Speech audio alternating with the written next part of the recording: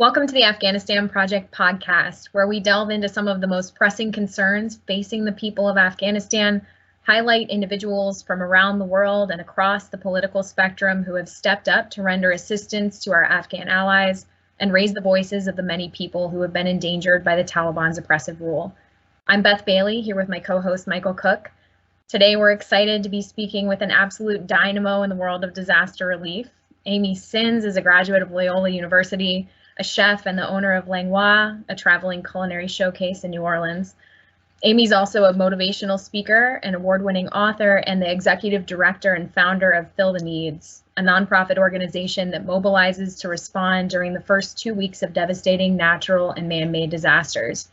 Amy, we're glad to have you here today to talk about how you got pulled into handling cases in post-withdrawal Afghanistan and why you're continuing to work on the issues affecting Afghans today. Well, thanks for having me. I appreciate the time. It's such an important message that we need to share. Well, I think it'd be great to just launch right into how you particularly got involved in this problem set. Had you done any work involving Afghanistan prior to the summer of 2021? I had done no work and had very little contact with anyone who had even been to Afghanistan.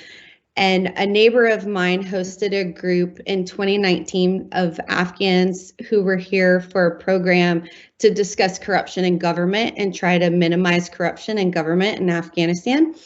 And that got me involved because I met them passing by and reached out to a friend of mine when everything was happening and said, have you talked to everyone? What are we going to do? How can we help? And little did I know that one Facebook message and a phone call was going to pull me a year and a half later, where I was still spending most of my days managing cases and relief.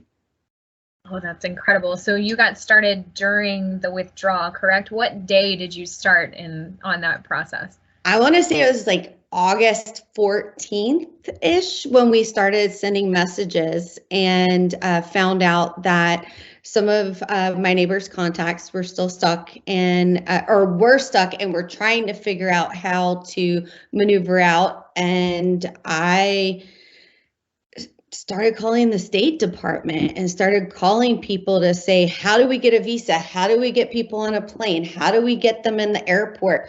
What paperwork needs to happen? And I started accumulating that, and probably a couple of days in, more contacts started saying, we know someone in Afghanistan, we need help. And a neighbor had their entire family of 18 that needed evacuation.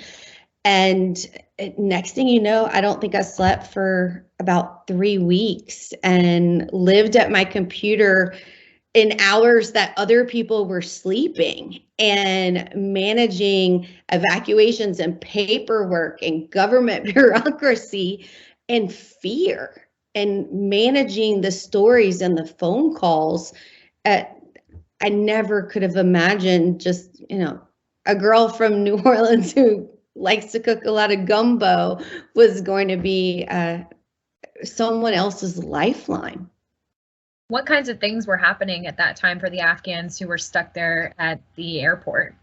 Well, we were maneuvering people who were at high risk, women and children, family members of people who were on what we assumed was some kind of watch list or a list where they were going to be intervened and stopped from getting into the airport. Their homes were being searched in those 2 weeks, and they were hiding and navigating through the city, kind of trying to blend in, but get away. And the bombing happened. I had a group that was trapped between the two bombings when that happened. We had people, every time you get a lead, you're maneuvering 20 people around Kabul. using Google Maps and trying to get Facebook messages of where Taliban checkpoints are and how to get around them, because you got to lead that there's a bus that's going to get people into the airport and get them out. And by the time they were able to get there, it's too late. And so it was just a nonstop roller coaster of emotions and fear for these families that were constantly hoping to get to safety, but nothing was panning out. Yeah. So I mean, obviously you got involved right in mid-August when the Taliban's taking over Kabul. Just so much fear spreading all across the city. How did the people that you were helping, how did they find you, or how did you find them? New Orleans is a small town. Even though we like to think that we're a big city, New Orleans is a small town. And once I put something on Facebook saying I was trying to locate someone in Afghanistan who could help, then I started getting phone calls or Facebook messages from friends saying, I know someone who needs help. Can you help them? I'll vouch for them. My family member is trapped there. And it was kind of at the point where I just said yes to everybody, because at that point I was probably 3 or 4 days into navigating it, which meant I was an expert 3 or 4 days in compared to everyone else who was just starting the process. And I said yes to a friend of every person who asked me for support, and also had some very specific cases that I was managing. Yeah, it seemed like it was just like the Wild West in those 2 weeks, whereas like it doesn't matter if you have a security clearance, it doesn't matter if you are military or civilian, like if you can help, like get in this group chat and start working, right? My husband used to tell me, he's like, don't tell anybody this. This sounds like a movie and they're gonna think you're nuts, because this doesn't happen to regular people. And you're just regular people and you should not be involved in this. And why do people trust you? And I said, because there was a point where they needed a warm body with critical thinking skills. Yep. And I was that person in the moment. Yep. Exactly. Yeah. If you could connect an Afghan with, a guard at the gate, or just somebody inside the airport, or someone within our government that could help them, that was, the difference between life and death. So one question that just came to my mind, you said that you started contacting the State Department. Did you find you had more luck working with our government, like from home, making phone calls, or like directly working with people that were at the airport? Both early on, because you can't really say that we had any great success, right? But people were listening and we were talking, and I felt that I got my calls in first. And so my calls were being answered in that first week. By week 3, nobody's calls were getting answered. So I felt like more than anything, my reach out to the government got me ahead of the curve. And I was able to say, this is going to work. This is not going to work. This is a possibility when it comes to the government side. Now, my people on the ground who have people, what's going to work? What's a possibility? What's not going to work? And I was able to build these, I felt like my brain was constantly spinning with contingency plans. If this, then that. If this, then that. Maneuver here. What's the, and it was, I don't play chess, but I felt like it was a game of chess where you were constantly trying to outwit your opponent. And sometimes your opponent was the government that was also trying to help. Yep.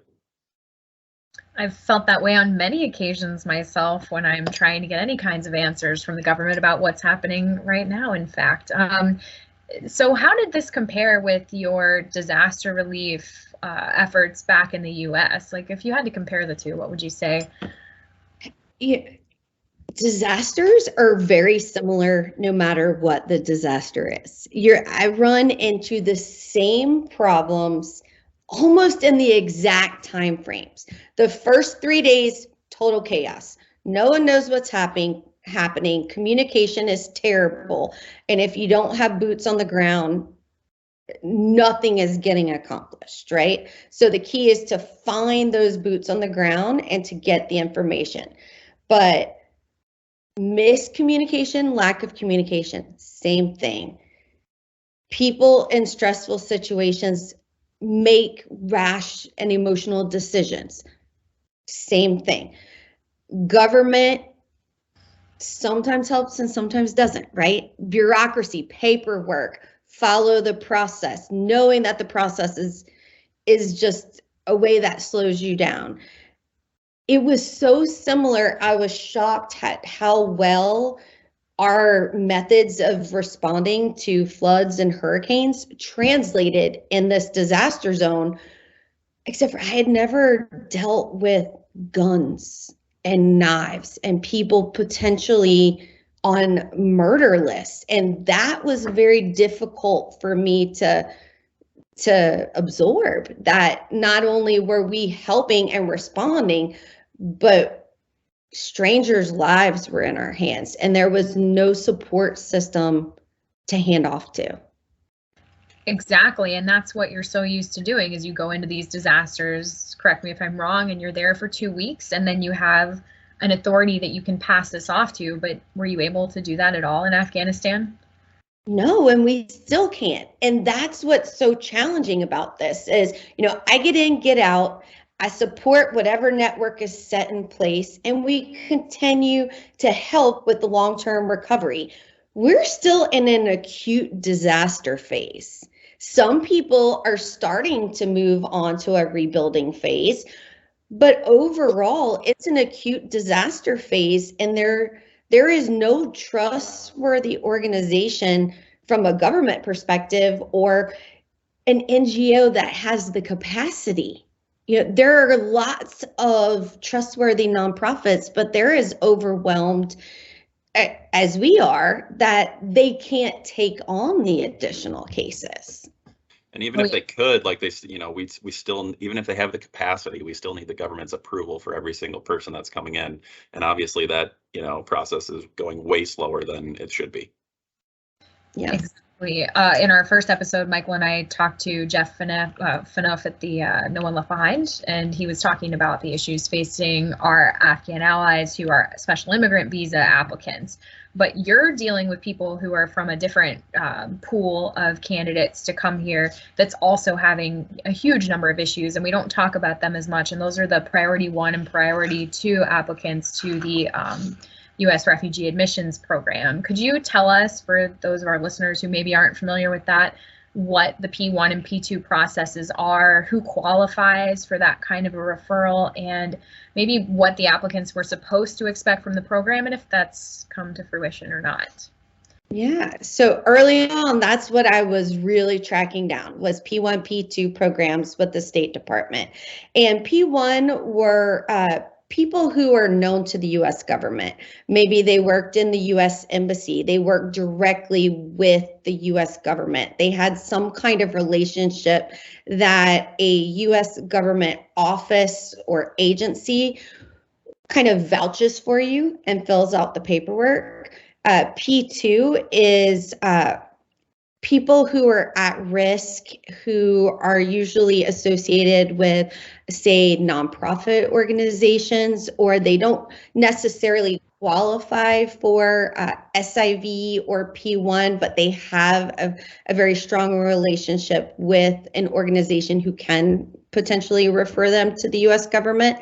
And maybe people who worked with USAID or Afghan aid, maybe they worked with the UN, or they worked with nonprofits who had UN or US contracts or grants.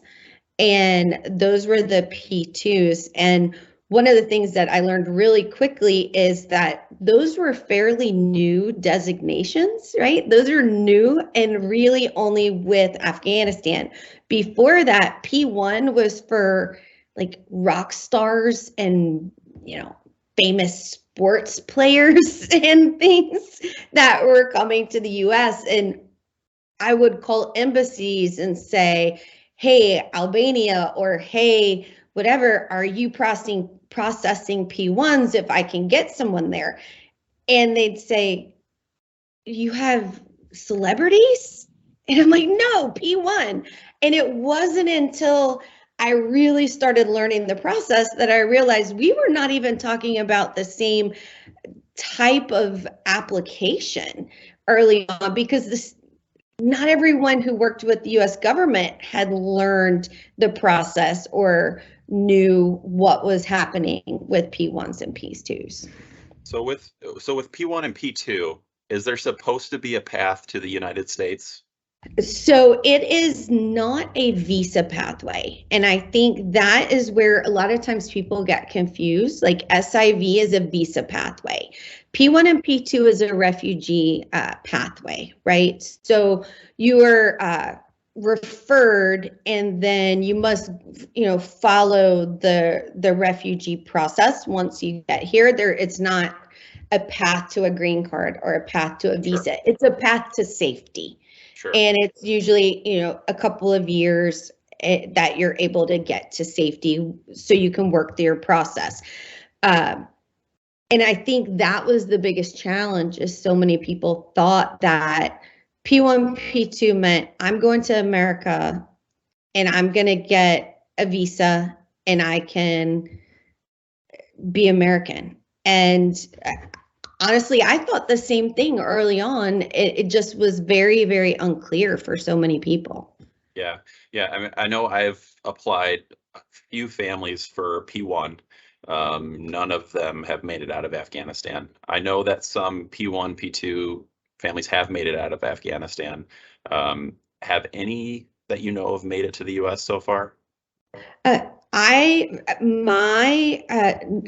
guess the answer is no. No one who I have worked with who is a P1 or P2 has made it to the U.S. Have they had pathways available to them? Yes. Have they been processed? No. Early on, the State Department told me the process would take 12 to 16 months, and that the families needed to be prepared for that 12 to 16 months. I have families who still have not, they have their ARR number, which is like their case number. They have all of their information, but the US government can't find their processing paperwork, right?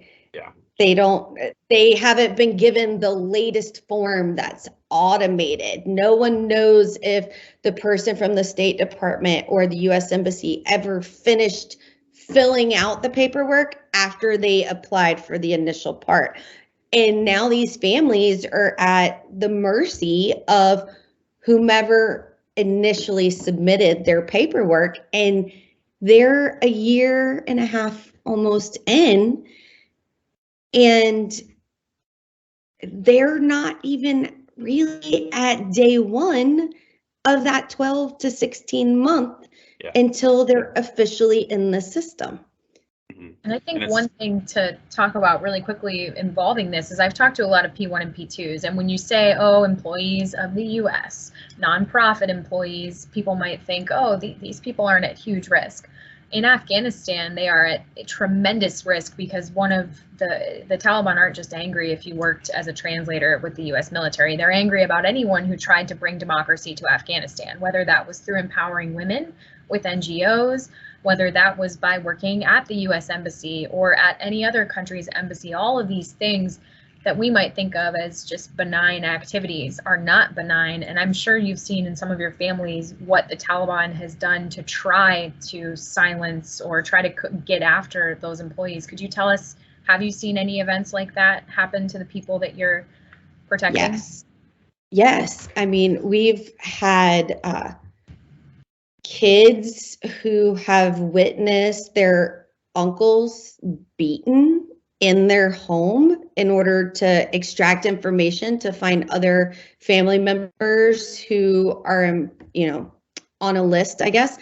We had a young lady who was arrested. She worked for a nonprofit. She was arrested, and the family pretty much had to give up everything that they owned to try and get her out of jail.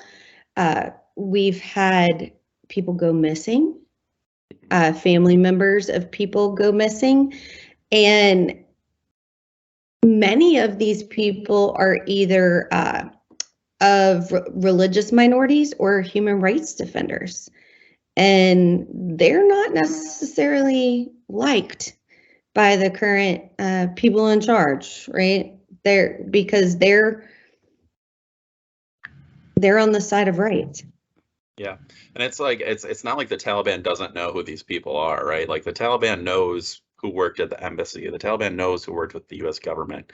I had a family that I'm still working with to this day that it was the family of a U.S. airman, so a United States airman in active duty Air Force. His mother and his sisters stuck in Kabul.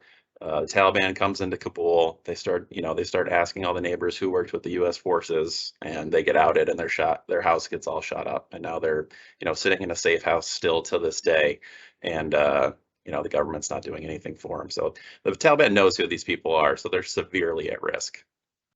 And, some of these people, we have applied for humanitarian parole for them as well. And I think that's one of the challenges that I've seen is if I have a family who maybe they qualify for SIV, they also qualify for P1, and an American family is willing to sponsor them, so they have also applied for humanitarian parole. There are 3 potential pathways for these families. Humanitarian parole is denied. SIV is complicated and complex. P1, now the paperwork, we can't figure out what happened to it.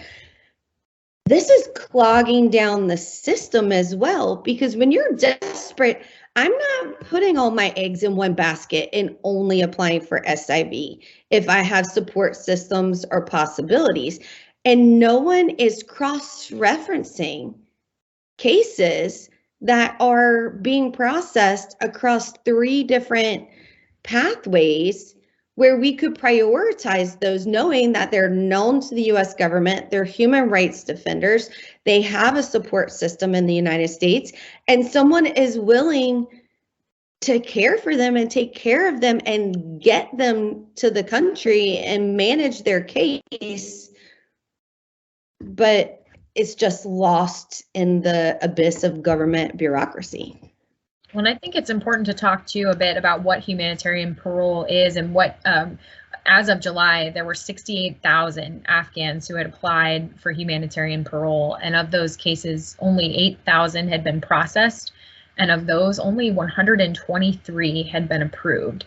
So this was a pathway that so many people used. Can you tell us a little more about that pathway and why maybe we've had, I think, 115,000 Ukrainians that have been eligible for humanitarian parole, but why Afghans haven't been accepted into that system? Humanitarian parole is for people at risk, people who are in a dangerous situation, life or death situations. They are at severe risk, and someone in the U.S. is willing to sponsor them for 2 years so that you can get them out of that risk. And that process is, I want to say it was like $560 something per application. I personally filed about 8 applications, and I know several people who have applied for those. It just seemed like they were arbitrarily denied. One of the applicants had letters, TV, news reports about them, letters from the Taliban saying that they're going to marry off their kids, and it was heartbreaking to put together a packet of such intense information about multiple families in danger, and to just get a denial. We don't believe that they're in danger. Yeah, and I know a lot of people filed for humanitarian parole, and as far as I know, I definitely could be wrong here. The only people that I know of that are in the United States on humanitarian parole came here on SIV and couldn't get their SIV finished. So now they're here on humanitarian parole, which is good for 2 years. And we're coming up on August here where that 2 years is going to be up and we don't know what's going to happen with these people. And those were people who were already in the US. And the challenge with humanitarian parole is that Afghans have to go somewhere and meet with an embassy to be processed for any kind of visa or pathway to the US. We don't have an embassy in Afghanistan. The embassy in Pakistan is, I couldn't even imagine how many cases have been submitted to them. And things are not happening at a pace that is appropriate for many people. And there's nowhere else for people to go to be processed. And I feel like the US government is not thinking out of the box on other ways that people can be processed to safety and allow those humanitarian parole applications to be approved, because it's like winning the lottery if you can get a visa to Qatar or a visa to any country in the world just to be processed by a US embassy. That's what I spent the first 6 months trying to do for families. Well, and now going back to the P1 and P2 programs, not having an embassy in the US, or I'm sorry, in Afghanistan has been such a problem because a lot of these applicants are going over to Pakistan, thinking that, as they've been told, you have to go to another country to get processed. Pakistan is processing. However, has anyone been processed? To my understanding, there is no resettlement support center, which is the first step to processing for these applicants who've been there now. Some of them, most of the P1 and P2 applicants I've talked to have been there between 6 and 8 months, and they've overstayed their visas, and they're paying a cost of living that is exorbitant and much higher than Afghanistan, and they can't put their kids in school. And what other kinds of things are they facing over there right now? They can't work. They can't put their kids in school. The cost of living is high. We had 4 cases who got dengue fever as a result of the flooding in Pakistan. And from a medical perspective, that proves to be challenging. Visas are not being renewed, even though people are applying for renewal visas, and now people are being deported. And if you overstay your visa, you can't stay in Pakistan. And Pakistan says, if we catch you, you're banned from entering Pakistan again. So where are these families supposed to be processed, or how can they be processed if our current policy is to be processed at a US embassy and the US government can't assist these families to obtain a visa to any other country where there is a US embassy? Do we know how many people roughly potentially qualify for P1 or P2? I don't know the answer to that. So I can tell you how many they've allowed into the program, and that's 22,600 that they've allowed in, but there were many more people. I hear every day from people who were referred initially and had an ARR number but never got a PK number when they went to Pakistan, or who were referred but never got an ARR number. So there are a number of applicants who just were deemed not to qualify for the program, but 22,600 were accepted. And the State Department won't say how many they've processed, which is just another of the black holes of information that continues to plague not just us. I mean, not just people like us who care and are trying to help, but even the Special Inspector General for Afghanistan Reconstruction can't get the numbers it needs from the Department of State, from USCIS, etc. And I think that this is just me, again, a girl from New Orleans, but I have seen politics, right? And I believe that there are some politics at play in how the US government must navigate working in a third country like Pakistan, who doesn't, the country that doesn't want more Afghans to move into it. And the fear that if it looks like the U.S. government is starting to process more people out of the country, is that going to give hope to people to want to try and come into Pakistan and add to that very complex political dynamic that the U.S. government and Pakistan are currently balancing? Absolutely. It's a very concerning situation. And for some of these people too, they're not any safer in Pakistan because you have the inter-services intelligence there. You have families of the Taliban who are in Pakistan. So do you have any families in that kind of insecure situation in Pakistan, or are they mostly safe there? Yes. And they all have current visas, but the fear is what happens in March, April, May when their visas are expired. Also, people are running out of money and nonprofits don't have the funds to support, because if you're a nonprofit who helped to move someone to Pakistan, you should not move anybody who doesn't have a pathway, right? Because if you don't have a way or a place for them to go, there's no end in sight in how long that support system is going to be. But I imagine so many nonprofits said 12 to 16 months. We've allocated those funds. We've helped to move those families. Now that time frame is going past 12 to 16 months and could be another 12 to 16 months or whenever. And those nonprofits can't continue to fund and support families, but families can't work. And now they're faced with, do we go back to Afghanistan? Is there somewhere else we can go? They're back in limbo.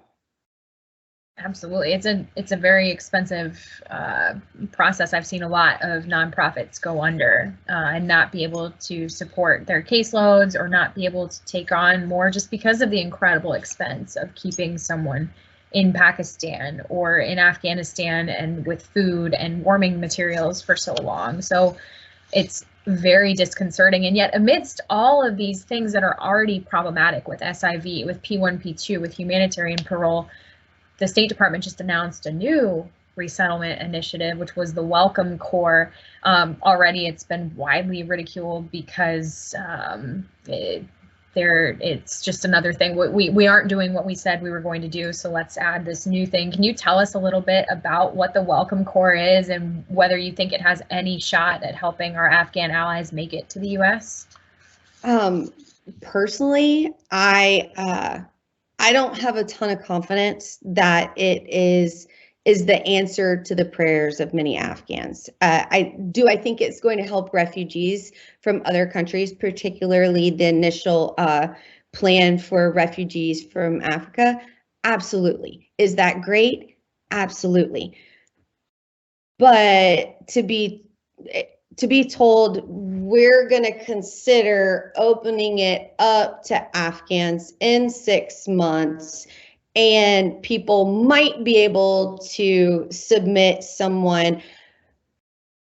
It's a lot of ifs and mights and maybes, and I feel like it's another carrot that is being dangled.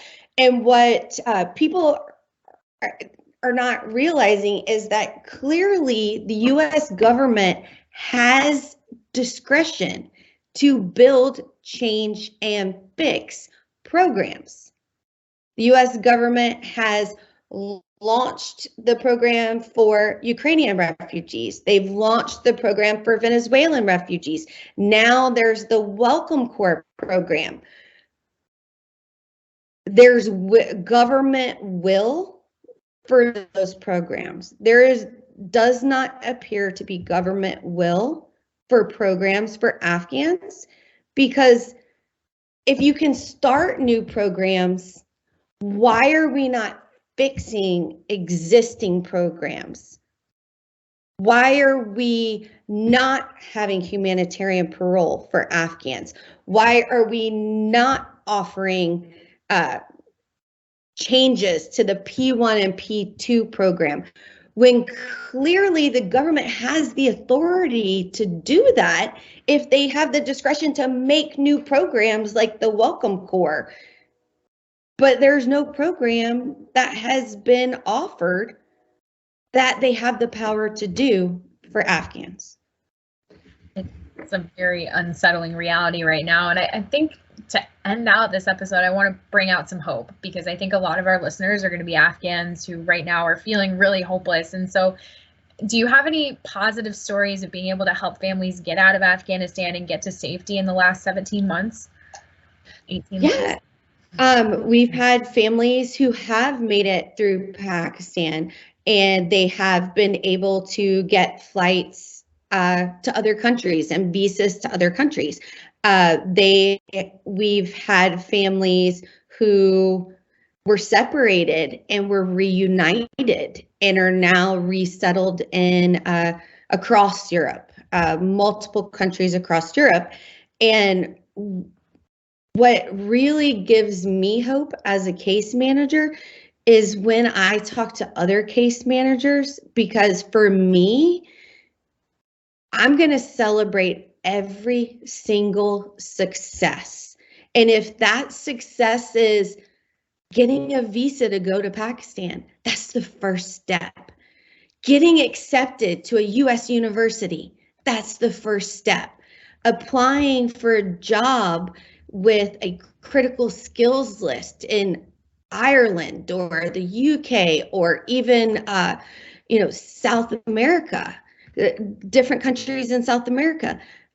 There are critical skills that Afghans have that are needed around the world. And when someone takes that first step and fills out an application, it gives me hope, because after an application is an interview.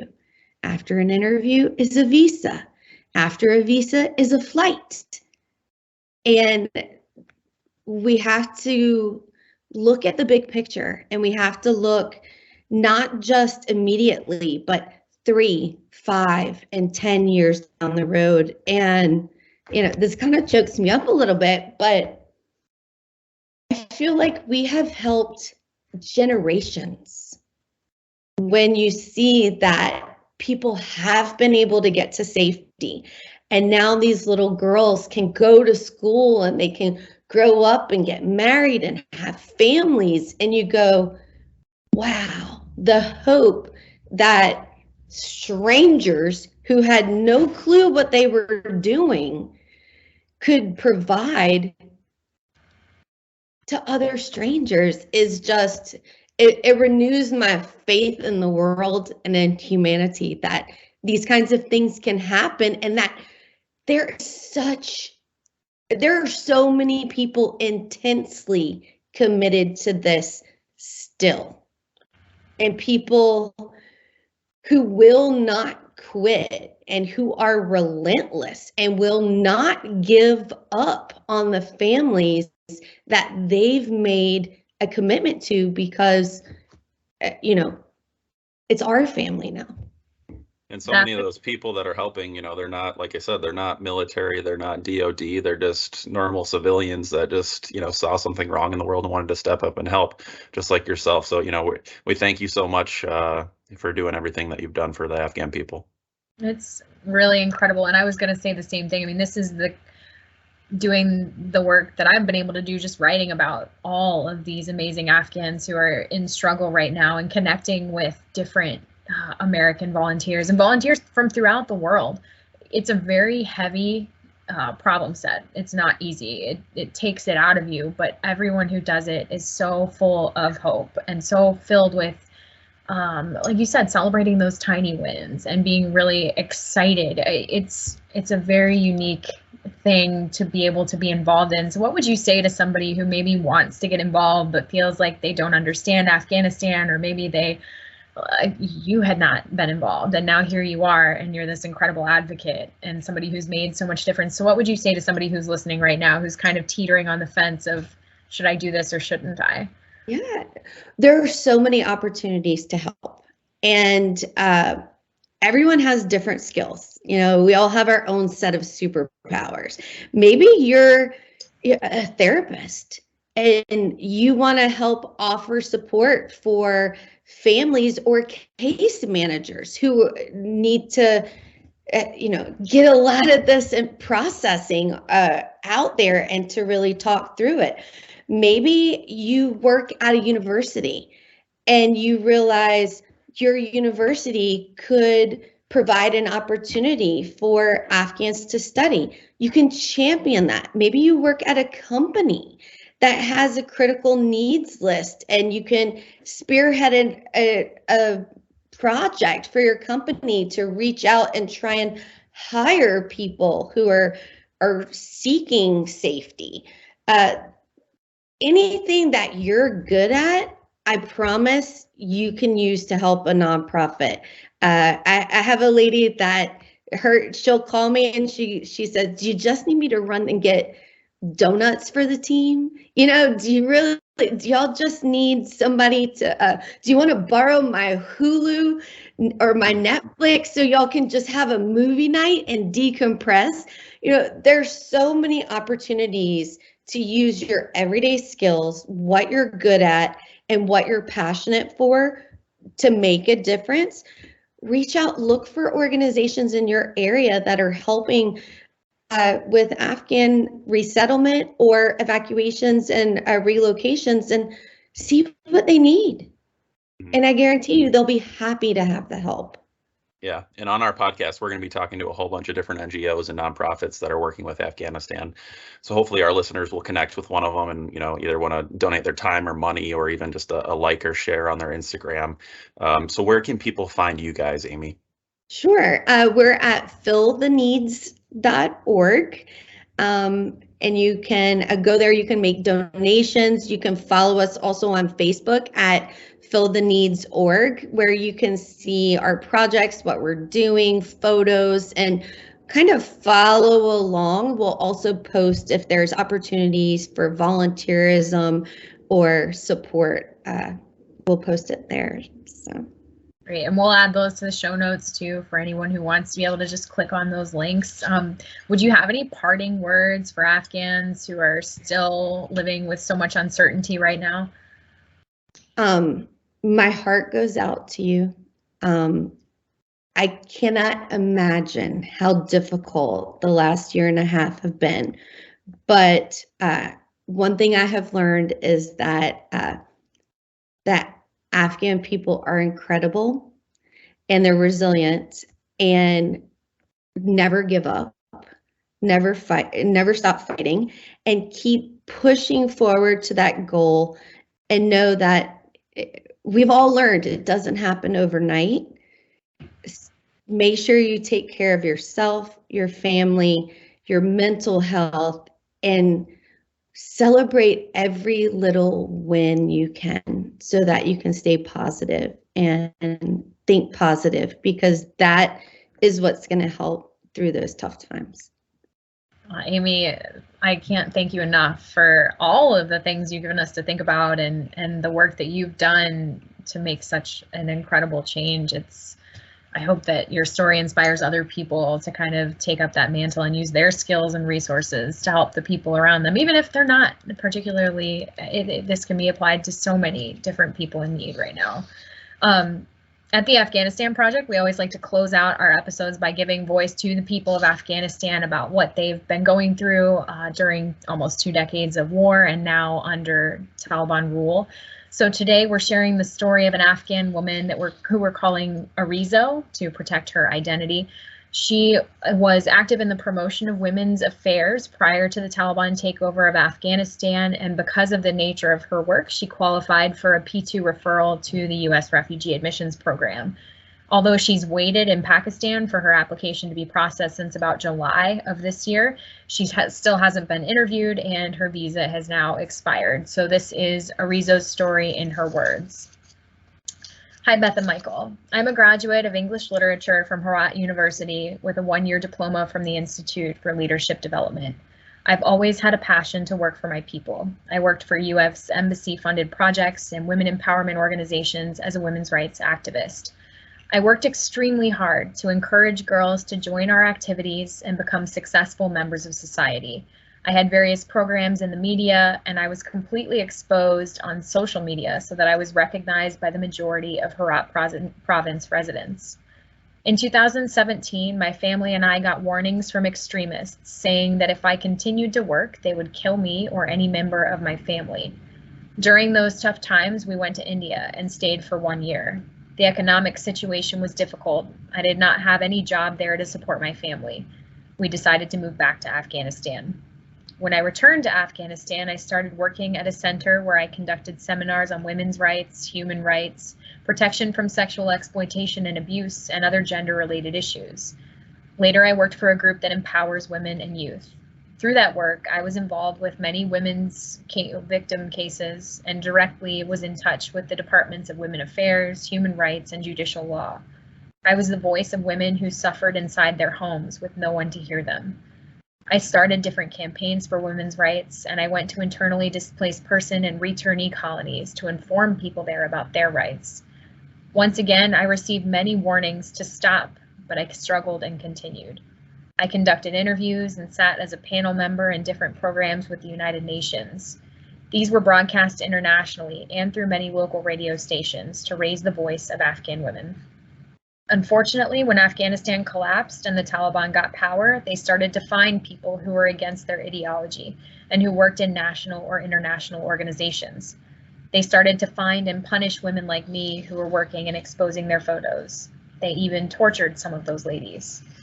On December 2021, when I was hiding myself in my relatives' homes, the Taliban pursued us near to my home where my children were going to school. One day they stopped the bus and kidnapped 3 kids.